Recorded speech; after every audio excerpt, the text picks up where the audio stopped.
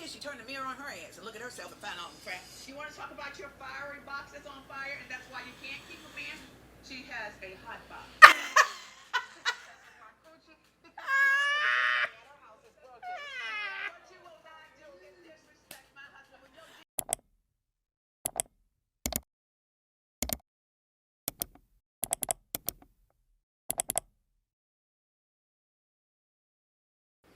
Hello, my name is Shelby, and welcome to my very first Real Housewives of Potomac review. I'm going to be reviewing the first 2 episodes together. I know that 3 episodes are out right now. I have seen the 3rd one, but I'm waiting until episode 4 comes out to talk about that one. I'm going to group them in 2s. It's easier to digest when you do that. And also, I feel like doing every single episode, you end up not having a lot to talk about sometimes, because a lot of times these episodes don't really consist of anything but filler shots and then like one big argument.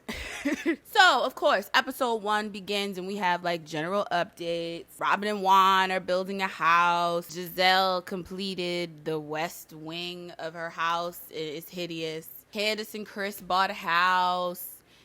Chris's kids are like staying with them through COVID, which is nice. What else? Oh, Candace is still acting like she's I'm sorry, but like, I'm not trying to deny her pain or anything like that, but I just think that Candace is really beating a dead horse with this whole Monique thing. Okay, we all saw it. We get it. You got slammed into a table and then she basically just like cleared the table using your face. Oh my God. And I didn't even saying that, but that joke was, I could not make that joke. It was hanging there. I felt like I wanted to make, but even saying that is very insensitive, but that was a very funny joke. And, yeah, whatever. I just really think that it's time to get over it. You have to get over it. You have to stop. She has to stop talking about it. Candace has to stop. She has to stop talking about this. And she's never going to stop talking about it. I mean, honestly, can you blame her? Would you stop talking about it? She has live footage being assaulted. But you have live footage of an assault that you asked for. She was sticking her fingers all in her face. We're not going to talk about that right now. What else happened? Because that's all news, and the more we talk about it, the more she's gonna talk about it. Okay. What else is new with the with all the housewives? We met a new housewife. This is Monique's replacement. Her name is Mia, and she lives in Baltimore. Period girl. She lives down in the harbor in the penthouses. She has gotten a lot of plastic surgery. And I'm going to say it because skincare, I'm very passionate about skincare. I really, really, really, really love the care of the skin. And Mia really needs like a good series of microdermabrasion sessions. It can really get rid of that texture that's on her cheeks. She has so much texture. I don't know if those are pores, or if they're like, if it could be like acne scarring, you know, like some cystic acne scarring or something like that. Either way, she's rich enough to have like top-notch dermatologist sessions. Isn't her husband a doctor? He's a chiropractor, right? I'm sure they know a dermatologist. She needs to get in contact with one. But she's very fancy. She's very fancy. And I'm not mad at any of her surgeries. Go ahead, girl. Get all your surgeries. But we'll talk about that a little bit later. What else? Oh, speaking of surgery, Dr. Wendy has new body parts. And her Wendy's sexy dance was so stiff. But go ahead, Wendy. Go ahead, girl. Go ahead, go off. I'm not gonna knock it, girl. Go ahead, go off. But your dance was very stiff. What else other than Wendy's new body parts? Oh, she finally told her mother that she don't want to be a professor. Whatever, Wendy. I'd be real over grown adults letting their parents dictate their lives. I don't even feel like talking about it. What else happened in the season? I'm looking at my notes. I took notes. Ashley's pregnant with baby number 2, Mazel Tov. She's worried about like Michael cheating, whatever. Oh, Karen. Karen is Karen. She's, we see first time we see Karen this season, she is watering and kissing her plants. And that is just me. That is me. I sing to my plants. I kiss my plants. I wipe the leaves of my plants. I mist my plants. I of course water my plants. I talk to my plants. You see one behind here? This is Douglas. This is Douglas, and he's a fiddle leaf fig. He's a relatively new addition to the family. I have really had to rehabilitate Dougie here because Dougie was giving me some problems. He really was, but enough of my plants. I can talk about my plants all day. What else happened? What else happened? What else happened? Oh, this party. All right, because none of the other stuff matters anyway. All those filler scenes and them just going to lunch and meeting up at like lingerie stores and stuff. No one cares about that. The fight. Okay, well, it wasn't really a fight. It was just like a mild argument. It was like a back and forth shading, but it was still very, very entertaining to watch. So let's talk about it. So I told you Wendy has new body parts. Okay, she's got new body parts. So as one does, she had a party to celebrate her new titties. Except she also got her ass done, and she also did something to her face, and she's not saying what she did to her face. So everyone's at the party for Wendy and Wendy's boobs, and Wendy gives this whole speech about why she got her boobs done, and they didn't even put the funny part is they didn't even play one full sentence of that whole speech. They just fast forwarded through it and then cut in clips of the other ladies saying how long-winded Wendy was being about her new titties. So Wendy was going on and on and on and on and on about how, this is the first thing that she's ever done for herself, and she breastfed all 3 of her children and blah, blah, blah, blah, blah, blah, blah. Now, I don't have any children. Praise. But I just really think Wendy was trying to come up with a reason to justify getting titties because she is still very much in the mindset of, she's like an academic professional woman and blah, blah, blah. So she the reason she got boobs just can't be because, once upon a time I had boobs that were up here and then I had 3 children and then they went from being up here to down here. So I wanted them to be, here again. Instead of just saying that's that and that's that on that, she has to come up with all of these flowery reasons as to, she's just been putting herself on the back burner and she just feels that now is her time to shine. Now is her time. Now is the time for me to break out of the shell. I don't know, but I'm never gonna knock nobody for no plastic surgery. I just don't even like the fact that Wendy thought she had to justify it. That's why she gave that big long speech, because she thinks that she has to justify it. Girl, you don't have to justify it. And you also did not have to get so defensive. When Mia asked Wendy what all has she had done, her reaction, way too over the top. And I'm not even talking about, she wasn't like yelling and cussing and fussing, but the way she came back at that lady for no reason. Like, Mia was sitting there as a person who is admittedly into plastic surgery. She said it. She said she loved plastic surgery. If I'm not mistaken, I really think she did allude to the fact that she had work done or, is in favor of plastic surgery before Wendy even got rude. So y'all remember this? If you saw it, you see that Mia just asked. She was like, "Oh well, what all have you had done?" Like, just showing some genuine interest, trying to have some conversation. And then Wendy was like, "Well, Mia, what have you had done?" And then Mia pulls out her scroll and, reads off her list of surgeries. And I'm not mad. Nobody at that table mad at any one of Mia's 1,100 surgeries. Nobody was mad at it. Nobody cared. And then what really annoyed me with Wendy was how she waited until after Mia told everybody that she was bionic to be like, oh yeah, I got my butt done. Everybody knew you got your butt done. Like, everybody knew you got your butt done when they first walked in. You looked like SpongeBob last season, okay? You did not have a butt. Everybody knew. Everybody knew. I knew when you first took the coat off and was doing your stiff sexy dance. I knew. I'm like, oh yeah, she got her butt done too. She got her boobs done and tweaks. Whatever, girl. That's annoying. If you're gonna do that stuff like plastic surgery, just say you did it. There's really nothing wrong with plastic surgery. Just say you did it. If you're gonna say you did it, just say you did it. Okay, say you did it. All right. That covers one of the arguments at the titty party. So the other argument, the argument that carried through to episode 2, was Karen versus Giselle. Ding, ding, ding. 2 enter. 1 leave. Karen Huger is my favorite part of the Real Housewives of Potomac. Every single season, Karen Huger has delivered. And none of her one-liners ever seem rehearsed.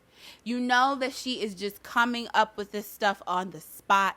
It's always hilarious. It doesn't always make sense, but who cares? It's so funny. Karen sat at that table and told Giselle that she was a broken whore from Hampton University, and that she had a flaming hot box, and that's why she can't keep a man, and that's why they went to Sing Sing. And then did you see later on in episode 2 when Karen, when she said Sing Sing didn't even mean anything. She was talking to Ashley and she said it just sounded good with Hotbox, and she is 100% right. It sounded so good. It made no sense, but it sounded so good. It sounded like, oh my goodness, Karen really knows something. She like, and that's why we went to Sing Sing. We're like, oh no. Karen got some dirt. What is she talking about? Sing Sing? Like the jail? Oh my gosh, she is so funny. She is so funny. But you know, one thing I have noticed about Karen is Karen does what Nene would do. And let me explain. You remember back on Real Housewives of Atlanta, Nene was still there, the season with Claudia, when her and Nene got into it that day, when they were on that trip, and Claudia was getting in that. Claudia was reading. She was getting in some reads on Nene. So Nene just went to like the most outlandish thing she could say, and she was like, her clit has left her body. So she just went to the most outrageous thing she could think of because she wasn't winning. And she knew, she like, the crazier I go with what I say next, the more of a chance I have in swaying this argument back my way. But that didn't end up happening with Nene and Claudia. Back to Real Housewives of Potomac. I don't think Giselle will be telling like the 100% truth, but I think there is maybe a little bit of truth in the stuff that Giselle was saying. She was like, I'm gonna tell you a broke truth. You're like, she was like, your unhappy truth and all of that stuff. So I really do think once upon a time, probably when they were friends, Karen probably did like tell Giselle some stuff and blah blah blah, or Giselle might know a little bit of something. Like I said, I don't think Giselle is 100% telling the truth, but something is there because Karen jumped bad real quick. Karen was like, oh no, you better shut your mouth. You better shut your mouth. So she just grabbed for like the most outrageous thing she could think of to say. And for Karen, it was that, you know, Giselle had a flaming hot box straight out of Sing Sing. You know, it was what was there. And I get it. And it was hilarious. It was the funniest thing. Oh my goodness. I was so entertained. My last video, if you haven't watched it, go watch it. I like it. I was saying how I added the live feature to my Hulu just so I could watch Housewives because I was very tired of like fishing around on the internet and trying to find my episodes of Housewives. And so I was like, let me just go ahead and add this I can swing it, you know, big balling, shot calling, psych, but whatever, I can afford it. I really added that so I could watch Housewives. I love the Housewives franchise. I even like the white one. Beverly Hills is probably my favorite white one. I did not expect Salt Lake City to be as good as it was. They only have one season, right? Because I've only seen the first season. But Salt Lake City was so good. It was so good. So good. Oh my goodness. I might have to start something where I like go through the seasons of Real Housewives and just give like a whole rundown of the whole season. I think I might do that. But what else happened? What else happened on Potomac? Oh, back to the argument. I think Karen was reaching a little bit when she was, not even a little bit. Karen was reaching when she was giving the reason as to why like her and Giselle are beefing, because back like a season, I think it was like one season ago or maybe 2 seasons ago, I don't know, when Giselle went go-kart racing with Karen and Ray, I think that's what they were doing. Don't quote me, I could be wrong, but they were like racing these little car things, and then they were talking, and Ray was telling her how she needed to hurry up and find a man because her looks were gonna fade and she was not gonna be cute forever, and she needed to hurry up and hook a man while she was still cute.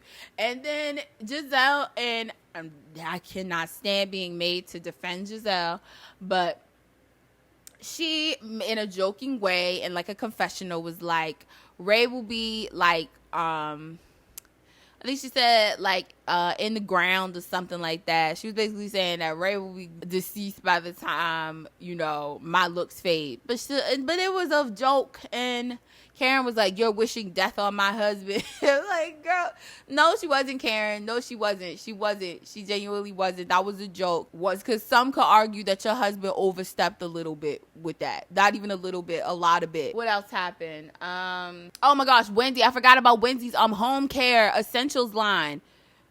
It's easy to forget about because it doesn't really exist. So that's all we have to say. We'll see where her candles end up. What else happened? Oh, Candace. Back to Candace. I absolutely think that it is a 100% bad idea for Chris to be managing Candace.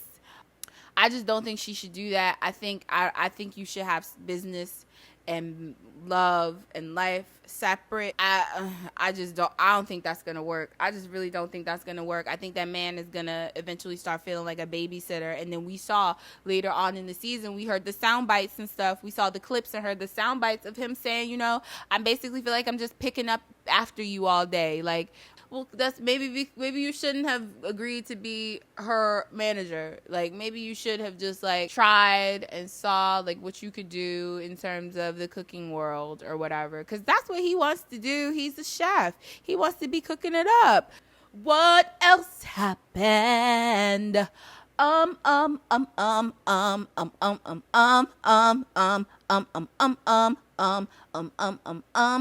my gosh, Giselle's daughters are so beautiful. That Grace is gorgeous, and they are also hilarious. They tell their mother how stupid she is, and I really just appreciate that about them, even though I feel like she tells those kids too much. They know way too much about her dating life, about her personal life. Oh, okay, yeah, like Karen's love party. I almost forgot about Karen's love party. Giselle and Robin weren't there.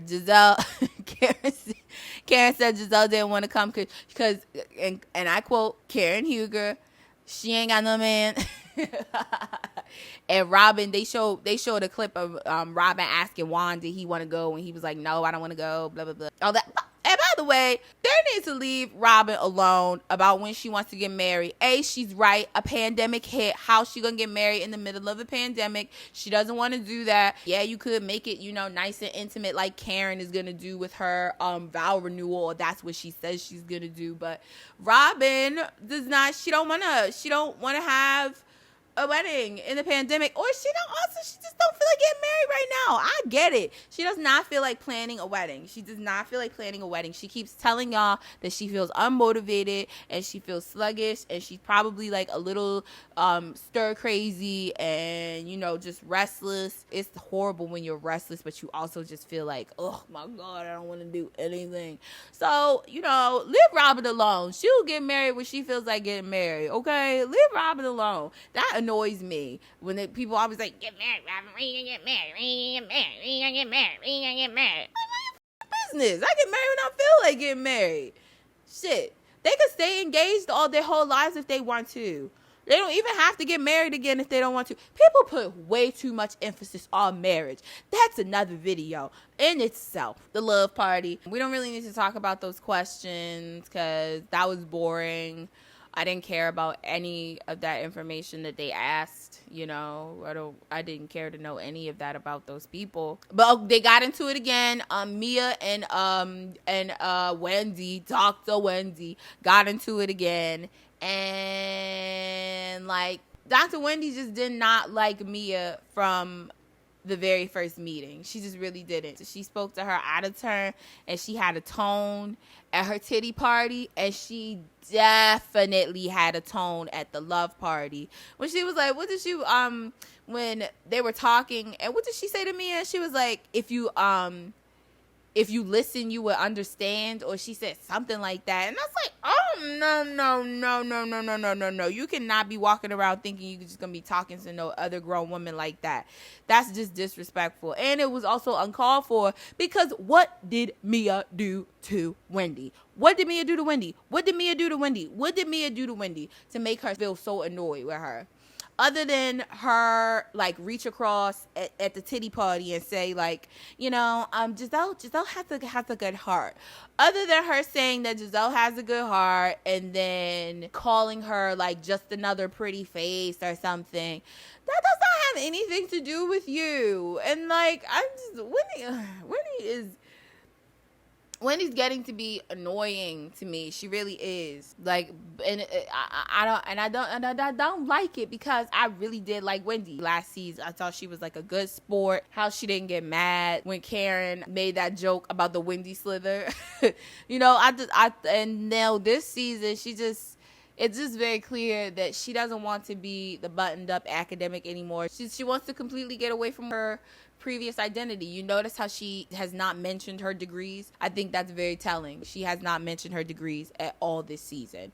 At all. And as of recording this right now, even though, as I said, this review is only on episode 1 and 2, we're 3 episodes in, she hasn't mentioned them 4 degrees yet, but she's mentioned her titties and her ass a whole hell of a lot. This is not a brag on Wendy video, because I do like Wendy. She's just getting annoying. I really hope she like turns it around and doesn't keep going on this trajectory. Okay. I don't know. As I said before in my previous video, please go watch it if you have not. I have no set schedule for releasing videos, and the next video will be up when it's up. Let me think. Do I have anything else to say? No, I don't. Okay. Bye-bye. Y'all come back now, you hear?